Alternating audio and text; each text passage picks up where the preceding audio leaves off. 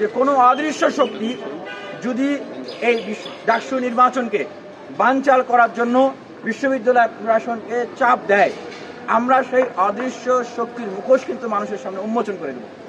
আর বিশ্ববিদ্যালয় প্রশাসনকে বলবো, আপনারা কোনো অদৃশ্য শক্তির কাছে মাথা নত করবেন না। যদি কোনো অদৃশ্য শক্তির কাছে আপনারা মাথা নত করেন, তবে ঢাকা বিশ্ববিদ্যালয়ের শিক্ষার্থীদেরকে সাথে নিয়ে আপনাদের বিরুদ্ধে কিন্তু আন্দোলন করে তোলা হবে। আর যারা ক্ষমতায় থাকেন, স্বভাবতই অতীতে দেখেছেন বা ক্ষমতায় আসবেন, তারা সবসময় মনে করেন যে ছাত্ররা হলো তাদের জন্য চ্যালেঞ্জ।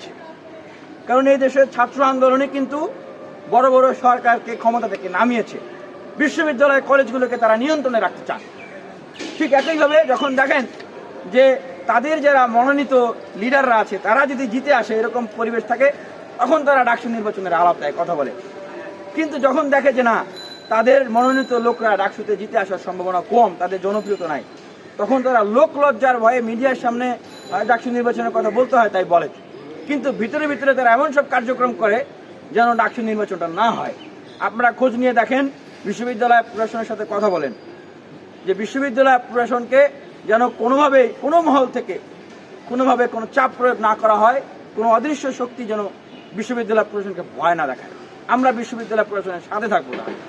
এই যে 18 সালে যে কোটা সংস্কার আন্দোলন, তারপরে ডাকসু নির্বাচন হয়েছে, সেই ডাকসু নির্বাচনের ভিতর দিয়ে যে লিডাররা, তারাই কিন্তু এই সমসাময়িক সময়ে তরুণদের ভিতরে একটা প্রতিভা এবং বিপ্লবের একটা জাগরণ তৈরি করেছে সমগ্র দেশব্যাপী, যার প্রেক্ষিতে 24-এর কোটা সংস্কার আন্দোলনের ভিতর দিয়ে কিন্তু ফ্যাসিবাদের পতন হয়ে গেছে।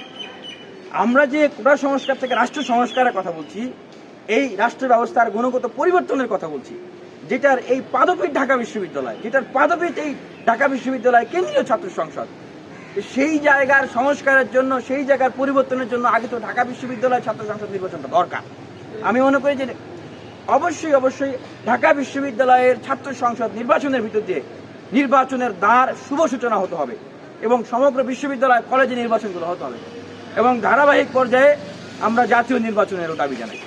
আমি আবারও বলছি যে যেই ঢাকা বিশ্ববিদ্যালয় থেকে কোটা সংস্কার আন্দোলনের সূত্রপাত, রাষ্ট্র সংস্কারের জাগরণের আলোচনা শুরু, যেই ঢাকা বিশ্ববিদ্যালয়ের ডাকসু নির্বাচন 19 সালে যেটা হয়েছিল, সেটার ভিতর দিয়ে যে বিপ্লবী চেতনা প্রেরণা আমরা ছড়িয়ে দিয়েছি, অবশ্যই এই বাংলাদেশকে আমরা যে কাঙ্ক্ষিত লক্ষ্যে নিয়ে যেতে চাই, যে সংস্কার পরিবর্তন করতে চাই, তার জন্য আগে ঢাকা বিশ্ববিদ্যালয়ের ছাত্র সংসদ নির্বাচন দরকার।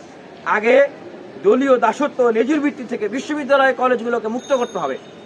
আগে বিশ্ববিদ্যালয় কলেজগুলোকে একাডেমিয়া বিশ্ববিদ্যালয়, গবেষণা বিশ্ববিদ্যালয় গড়ে তুলতে হবে, কর্মমুখী বিশ্ববিদ্যালয় হিসেবে গড়ে তুলতে হবে এবং অতীতের নয় পেশিশক্তি এবং কালো টাকার রাজনীতি যেন বিশ্ববিদ্যালয়ে কোনোভাবেই ঢুকতে না পারে, সেই বন্দোবস্ত করতে হবে।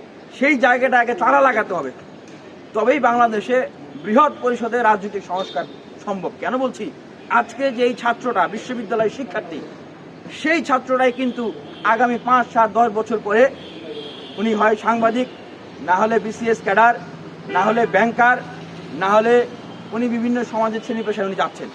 এই বিশ্ববিদ্যালয়ে উনি যে চর্চাটা করেন, এটা কিন্তু যাই সেখানে ইমপ্লিমেন্ট করবেন। আমরা কেন বাংলাদেশের এই ধরনের কলুষিত পরিস্থিতি দেখি? কারণ বিশ্ববিদ্যালয়ে যে ব্যাড রাজনীতি, ব্যাড কালচার যেটা শেখানো হয়, সেটারই কিন্তু ইমপ্লিমেন্টেশন হয় সেই জায়গায়। সেখানে গোড়ায় সংস্কারটা করতে হবে।